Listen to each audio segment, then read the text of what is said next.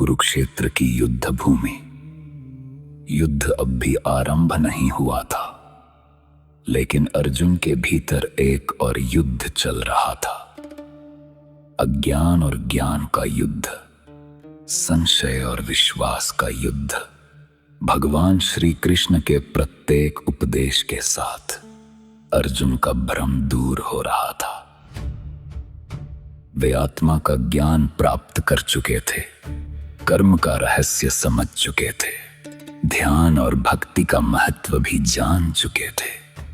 लेकिन अब श्री कृष्ण उन्हें ऐसा ज्ञान देने वाले थे जिसे उन्होंने स्वयं ज्ञानों का राजा कहा। एक ऐसा रहस्य जो अत्यंत पवित्र था, अत्यंत गुप्त था और फिर भी हर मनुष्य के लिए उपलब्ध था। श्री कृष्ण बोले, हे अर्जुन, अब मैं तुम्हें सबसे गुप्त ज्ञान बताऊंगा। यह ज्ञान सभी ज्ञानों का राजा है, यह सबसे पवित्र है। इसे जानकर मनुष्य सभी दुखों से मुक्त हो सकता है। अर्जुन ध्यान पूर्वक सुनने लगे। भगवान आगे बोले, यह संपूर्ण ब्रह्मांड मुझ में स्थित है, लेकिन मैं उनसे बंधा हुआ नहीं हूं। जैसे वायु आकाश में रहती है, वैसे ही सभी प्राणी मुझ में स्थित हैं। अर्जुन के लिए यह एक अद्भुत विचार था। कैसे संपूर्ण संसार भगवान में स्थित हो सकता है और फिर भी भगवान उससे परे हो सकते हैं। श्री कृष्ण ने कहा, मैं ही संसार की उत्पत्ति का कारण हूं, मैं ही इसका पालन करता हूं और समय आने पर सब कुछ मुझ में ही विलीन हो जाता है। फिर भगवान ने एक दुखद सत्य बताया, अज्ञान के कारण लोग मुझे पहचान नहीं पाते। जब मैं मानव रूप में पृथ्वी पर आता हूं तो वे मुझे एक साधारण मनुष्य समझ लेते हैं। वे मेरे दिव्य स्वरूप को नहीं जान पाते। अर्जुन समझ रहे थे कि भगवान को केवल आंखों से नहीं देखा जा सकता। उन्हें समझने के लिए श्रद्धा आवश्यक है, भक्ति आवश्यक है। फिर श्री कृष्ण ने अपने भक्तों के बारे में कहा, महात्मा लोग मुझे परम सत्य जानकर मेरी भक्ति करते हैं।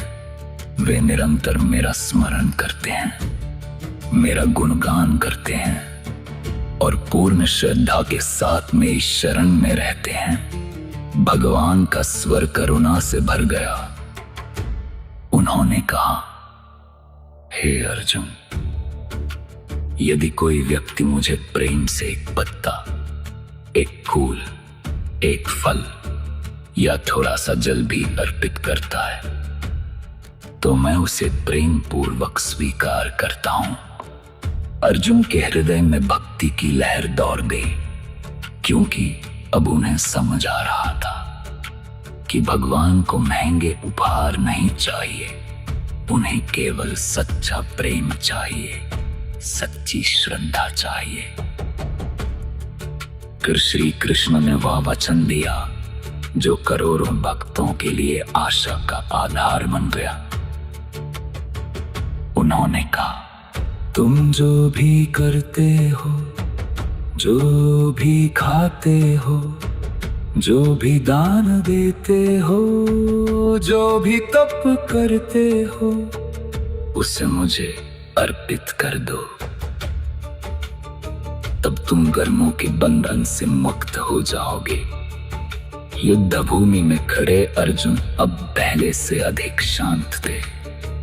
उन्हें महसूस हो रहा था कि भगवान केवल ब्रह्मांड के स्वामी ही नहीं है, वे प्रेम के सागर भी हैं। फिर श्री कृष्ण ने एक और अद्भुत बात कही, मैं सभी प्राणियों के प्रति समान हूं।